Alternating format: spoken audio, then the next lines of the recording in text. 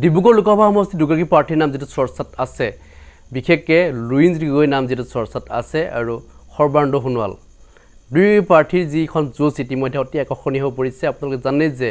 যিমানবিলাক সভা অনুষ্ঠিত কৰিছে দুগৰাকী প্ৰাৰ্থী প্ৰতিখন সভাতে যথেষ্ট মানুহৰ ভিৰ যদিও বিজেপি চৰকাৰখন শাসনত আছে তথাপিও নিৰ্বাচনী প্ৰক্ৰিয়াসমূহ যিমান মানুহ যাব লাগিছিল বিজেপিত কিন্তু সিমান মানুহ হোৱা নাই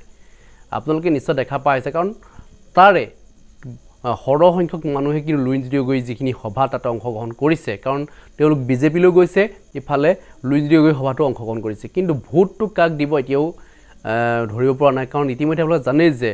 দুই প্ৰাৰ্থী যেটো মানে ভাল প্ৰাৰ্থী মানে দুই কাম কৰা প্ৰাৰ্থী গতিকে বিশেষকৈ লুইঞ্জ গগৈ জিকাটো আমি সকলোৱে যেটো বিচাৰি আছো কাৰণ তেখেতৰ যেটো এটা আৰম্ভণি হ'ব যেটো এটা তেখেতে জিকা নাই পূৰ্বে যেটো তেখেতে এবাৰ খেলিছিলে কিন্তু তেখেতে এবাৰ হাৰিলে আপোনালোকে জানে যে বিধানসভাৰ যি নিৰ্বাচন আছিল এই নিৰ্বাচন তেখেতে হাৰিছে কি লোকসভাৰ নিৰ্বাচনত কিন্তু তেখেতে জয়ী হোৱাটো প্ৰায় নিশ্চিত হৈ পৰিছে আজি লুইঞ্জ গগৈ কি বুলি কৈছে মন্তব্য আপোনাক শুনাই ল'ব বিচাৰিছো ৰাইজ আপোনালোকে মোক নিজৰ লৰা বুলি ভাবি এবাৰ দিল্লীলৈ যাতে মই যাব পাৰোঁ আপোনালোকৰ মনৰ কথাবোৰ ক'বলৈ আপোনালোকৰ কাৰণে যুঁজিবলৈ যিবোৰ সমস্যা আজিও সমাধান হোৱা নাই সেই সমস্যাসমূহ যাতে সমাধান কৰিব পাৰোঁ আপোনালোকৰ যি অধিকাৰ আজিলৈকে যিবোৰ অধিকাৰ আজিলৈকে পোৱা নাই সেই অধিকাৰ যাতে আজৰি আনিব পাৰোঁ তাৰ কাৰণে সকলোৰে ফালৰ পৰা মই আশীৰ্বাদ বিচাৰিছোঁ যাতে আপোনালোকৰ আশীৰ্বাদত মই জনপ্ৰতিনিধি হিচাপে সাংসদ হিচাপে লোকসভালৈ যাতে নিৰ্বাচিত হ'ব পাৰোঁ নিৰ্বাচিত হৈ যাব পাৰোঁ আৰু আপোনালোকৰ কণ্ঠ হৈ দিল্লীত যাতে অসমীয়া জাতিৰ কাৰণে অসমৰ কাৰণে ডিব্ৰুগড় লোকসভাৰ কাৰণে যাতে মই মাত মাতিব পাৰোঁ যাতে যুঁজিব পাৰোঁ তাৰ কাৰণে সকলোৰে সহায় সহযোগিতা আশীৰ্বাদ মই প্ৰথমে কামনা কৰিছোঁ 2024 চনৰ লোকসভা নিৰ্বাচন বৰ বেছি দিন নাই ৰাইজে ভোট দিবৰ কাৰণে ইতিমধ্যে টঙালি বান্ধিছে অহা 19 এপ্ৰিল তাৰিখে নিৰ্বাচন হ'ব এই নিৰ্বাচন এইবাৰ বিজেপিৰ প্ৰাৰ্থীগৰাকীৰ লগত মোৰ লুইঞ্জ গগৈৰ নিৰ্বাচন হৈ থকা নাই এই নিৰ্বাচন এইবাৰ বিজেপিৰ প্ৰাৰ্থীগৰাকীৰ লগত সাধাৰণ ৰাইজৰ নিৰ্বাচন অসমৰ খাটি খোৱা জনগণৰ নিৰ্বাচন অসমৰ সংগ্ৰামী মানুহৰ এইবাৰ নিৰ্বাচন কাৰণ এই ব্যক্তিগৰাকী যিগৰাকী ব্যক্তি সৰ্বানন্দ সোণোৱাল এই ব্যক্তিগৰাকীয়ে জাতিটোক প্ৰচণ্ড অন্যায় কৰিছে বহুত অন্যায় কৰিছে অন্যায় কেনেকৈ কৰিছে কা জাপি দিয়াৰ সময়ত তেওঁই অসমৰ মুখ্যমন্ত্ৰী আছিল 5 গৰাকী শ্বহীদক গুলীওৱাৰ সময়ত তেওঁই অসমৰ মুখ্যমন্ত্ৰী আছিল আৰু তেওঁ অসমৰ মুখ্যমন্ত্ৰী হৈ থকাৰ পাছতো অসমৰ মানুহক জাতিটোক জাতীয় জীৱনক নিৰাপত্তা দিব নোৱাৰিলে সেইকাৰণে তাৰ উত্তৰ এবাৰ লোকসভাৰ নিৰ্বাচনত ৰাইজে দিব লাগে কাৰণ এই আইনখন কা যিখন জাপি দিলে এইখন আইনে আমাক কিমান বেছি ক্ষতি কৰিব পাৰে সেই কথা আমাৰ সকলো মানুহে জানে এই অঞ্চলৰ মানুহৰ যিবোৰ শংকা এতিয়াও মাটি বাৰীৰ বিভিন্ন সমস্যা আছে এতিয়াও ৰাইজে মাটিৰ ম্যাদী পট্টা পোৱা নাই এই সমস্যাবোৰ লগত যুঁজি থকাৰ সময়তে কাখন জাপি দি আমাৰে নিজৰে মাটি ভেটি নাই আমাৰ নিজৰ থাকিবলৈ ঘৰ বাৰী নাই বিদেশীক 43 বছৰ বিদেশীৰ পূজা আমাক জাপি দি বিদেশীক আনি তেওঁলোকক আমাৰ মাটি বাৰী দিবৰ কাৰণে তেওঁলোকে উঠিবলৈ লাগিছে গতিকে এইটো আমাৰ কাৰণে অসমীয়া মানুহৰ প্ৰতি অন্যায় অসমীয়া জাতীয় জীৱনৰ প্ৰতি অন্যায় আমাৰ ল'ৰা ছোৱালীৰ পঢ়া শুনাৰ অসুবিধা ইয়াত 10খন গাঁৱত এখনো চৰকাৰী হাইস্কুল আজিলৈকে গঢ়ি উঠা নাই যিখন চৰকাৰী হাইস্কুল ৰাইজে দান বৰঙণি দি ইয়াত গঢ়ি তুলিছিল সেইখনো একত্ৰীকৰণৰ নামত সেই হাইস্কুলখনো এতিয়া বন্ধ হোৱাৰ উপক্ৰম হৈছে তাৰ মানে আমাৰ নিজৰ বিদ্যালয় নাই চিকিৎসালয় নাই আমাৰ ৰাইজকে আমাৰ নিজৰ মানুহকে সেৱা চৰকাৰে দিব পৰা নাই কিন্তু তাকে কৰি এতিয়া কাজ আপেটি 43 বছৰ বিদেশী পূজা আনি তেওঁলোকক এতিয়া আমাৰ ভাগৰ বিদ্যালয় দিব খুজিছে আমাৰ ভাগৰ চাকৰি দিব খুজিছে আমাৰ ল'ৰা ছোৱালীবোৰ চাকৰি নাই জানে আমাৰ 33 লাখ আমাৰ এনেকুৱা নিবনুৱা যুৱক যুৱতী আছে যাৰ চাকৰি নাই শিক্ষিত নিবনুৱা যুৱক যুৱতী আমাৰ এই ল'ৰা ছোৱালীবোৰ ছাত্ৰ ছাত্ৰীবোৰ আমাৰ অসমত চাকৰি নোহোৱাৰ কাৰণে তেওঁলোকে বেলেগলৈ যাব লাগে মানে বেংগলোৰলৈ যায় তেওঁলোক চেন্নাইলৈ যায় কলিকতালৈ যায় কেৰেলালৈ যায় হায়দৰাবাদলৈ যায় আৰু তাতো বহুতে ভালকৈ চাকৰি বাকৰি কৰাৰ সুযোগ নাপায়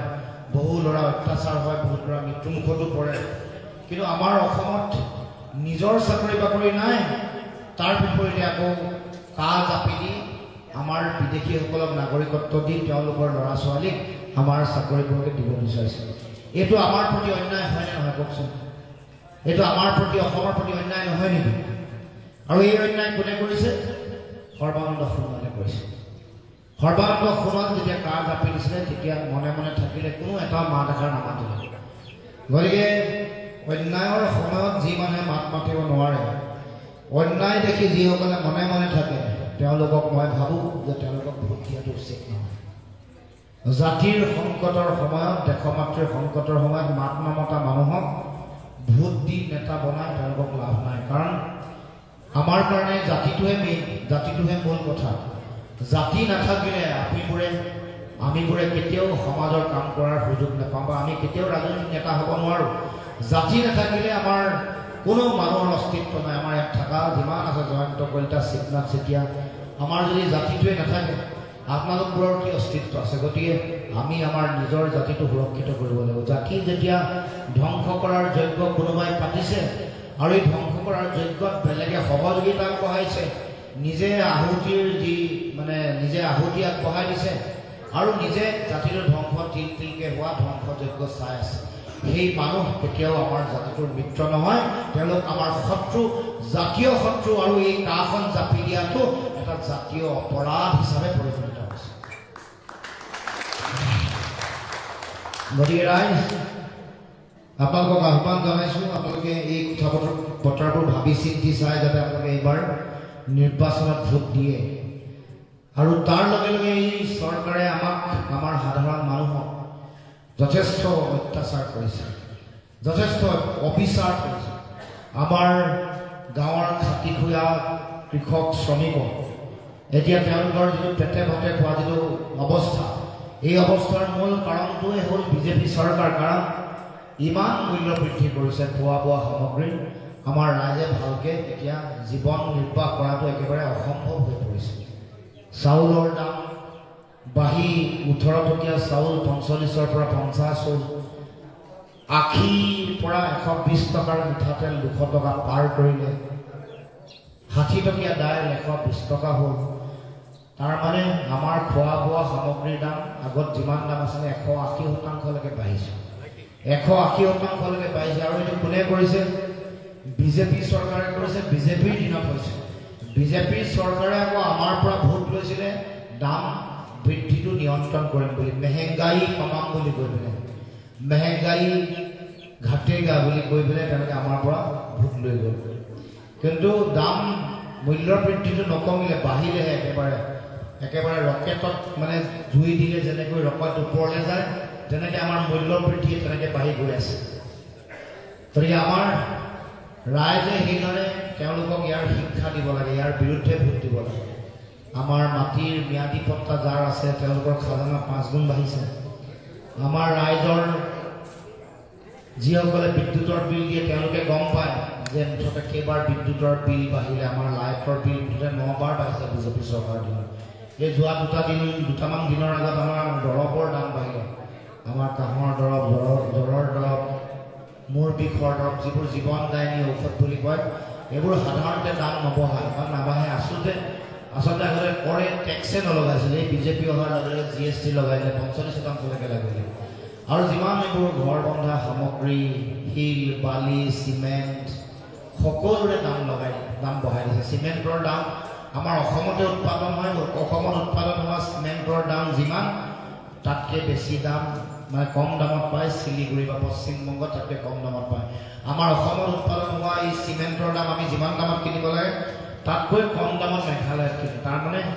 আমাৰ ৰাইজৰ প্ৰতি এনেকুৱা অন্যায় কৰি আছে আৰু চিমেণ্ট এইবোৰৰ টকাৰ এই আমাক বেছিকৈ পইচা লয় চিমেণ্টৰ দাম আমাৰ পশ্চিমবংগত বা শিলিগুৰিতকৈ বেছি শিলিগুৰিত আমাতকৈ যে কম বা মেঘালয়ত যে আমাতকৈ কম আমাৰ এই যিটো বেছিকৈ পইচা লয় এইটো তেওঁলোকে এই ইলেকশ্যন বা বেলেগ সময়ত পলিটিকেল ফাণ্ডিঙৰ কাৰণে ৰাজনৈতিক দল বিজেপিৰ চান্দাৰ কাৰণে পইচাবোৰ বেছিকৈ লয় আপোনালোকে শেহতীয়াকৈ দেখিছিলে নহয় পৃথিৱীৰ আটাইতকৈ ডাঙৰ চান্দা পাৰ্টি বিজেপিক ইতিমধ্যে কৈছে যে তেওঁলোকে বিভিন্ন ধৰণে এনেকৈ পইচা তোলে বিভিন্ন কোম্পানীবোৰৰ পৰা এই পইচাৰে নিৰ্বাচনত তেওঁলোকে মানুহৰ পৰা ভোট কিনিবলৈ লগাইছে তাৰমানে ৰাইজক এনেকৈ বিভিন্ন ধৰণে জীয়াটো ভোগাইছে আমাৰ চাকৰিয়াল যিসকল আছে তেওঁলোকো সুখত নাই তেওঁলোকে ওল্ড পেঞ্চন পুৰণা পেঞ্চন নীতি তেওঁলোকে বিচাৰি তেওঁলোকে আন্দোলন কৰি আছে অংগনবাদীসকলে দৰমহা বঢ়াবলৈ আন্দোলনত লাগি আছে আমাৰ যিসকল ৰান্ধনি তেওঁলোকে 1000 টকাত তেওঁলোকে জীৱন প্ৰৱৰ্তাব নোৱাৰে তেওঁলোকে 1000 টকাটো বঢ়াবৰ কাৰণে আন্দোলন কৰিছে আমাৰ চাহ শ্ৰমিকসকলে 351 টকা দিন মজুৰিৰ কাৰণে তেওঁলোকে আন্দোলন কৰি আছে আমাৰ ৰাইজে ছটা জনগোষ্ঠী জনজাতিকৰণৰ বিচাৰি তেওঁলোকে আন্দোলন কৰি আছে বৃহৎ নদীবান্ধ বন্ধ কৰিবৰ কাৰণে আন্দোলন কৰি আছে গতিকে ৰাইজক অসমৰ ৰাইজক বিজেপিয়ে কাকো শান্তিত থাকিবলৈ দিয়া নাই সকলোকে এমূৰৰ পৰা অন্যায় কৰি আছে শিক্ষক হওক ভেঞ্চাৰ স্কুল হওক ভেঞ্চাৰ স্কুলৰ শিক্ষক স্কুলৰ শিক্ষককো শান্তি ৰাখি থাকিব নিদিয়ে কৃষকসকলে উপযুক্ত মূল্য নাপায় ধান 1 কুইণ্টেলৰ দাম 2240 টকা নাপায় তাৰমানে পাকে প্ৰকাৰে বিভিন্ন ধৰণে ৰাইজক হাৰাশাস্তি কৰি আহিছে গতিকে ৰাইজ ইয়াৰ উত্তৰ এইবাৰ লোকসভাৰ নিৰ্বাচনত দিব লাগে আৰু যিগৰাকী ব্যক্তি বিজেপিৰ পৰা নিৰ্বাচনত অংশগ্ৰহণ কৰিছে প্ৰতিদ্বন্দ্বিতা কৰিছে তেওঁ ইতিমধ্যে ৰাজ্যসভাত আছে অহা 3 বছৰ তেওঁ থাকিব হাৰিলেও তেওঁৰ ৰাজ্যসভাৰ পদটো নাযায় গতিকে তেওঁৰ ৰাজ্যসভাত মনে মনে থাকে তেওঁ হাত দাঙি থাকে কম্প্ৰমাইজ কৰি থাকে আত্মসমৰ্পণ কৰে মোক আপোনালোকে পঠক লোকসভালৈ মই আপোনালোকৰ কাৰণে যুঁজিম ডিব্ৰুগড়বাসী ৰাইজৰ কাৰণে যুঁজিম ডিব্ৰুগড় লোকসভাৰ কাৰণে যুঁজিম আৰু আপোনালোকৰ অধিকাৰ আজৰি আনিবলৈ চেষ্টা কৰিম তেওঁ মনে মনে থাকে মোক যুঁজিবলৈ দিয়ে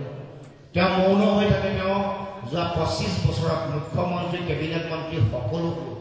আৰু এগৰাকী মানুহে ইমানবোৰ ক্ষমতা পালে ইমান ক্ষমতা পোৱাৰ পাছতো যে একো কৰিব নোৱাৰে সোণোৱাল ভৱন বনাব নোৱাৰিলে ঘৰলৈ যোৱা